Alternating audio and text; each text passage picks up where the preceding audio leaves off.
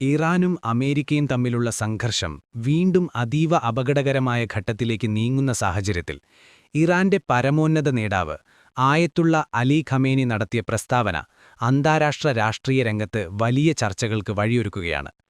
Islamic റിപ്പബ്ലിക്കിനെ അട്ടിമറിക്കാൻ America ഒരിക്കലും വിജയിക്കില്ലെന്ന് തുറന്നുപറഞ്ഞ Khamenei, ലോകത്തിലെ ഏറ്റവും ശക്തമായ സൈന്യം എന്ന അമേരിക്കയുടെ അഭിമാനം പോലും കനത്ത പ്രഹരങ്ങൾ നേരിടേണ്ടി വരുമെന്ന് കടുത്ത ഭാഷയിൽ മുന്നറിയിപ്പ് നൽകി.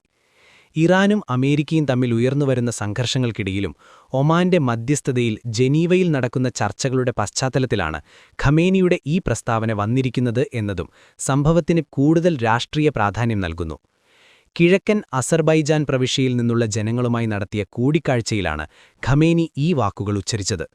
അമേരിക്കൻ പ്രസിഡന്റ് ഡൊണാൾഡ് ട്രംപ് നടത്തിയ പ്രസ്താവനയെ ചൂണ്ടിക്കാട്ടിയ ഖമേനി, 47 വർഷമായി അമേരിക്കയ്ക്ക് ഇസ്ലാമിക് റിപ്പബ്ലിക്കിനെ ഇല്ലാതാക്കാൻ കഴിഞ്ഞിട്ടില്ലെന്ന്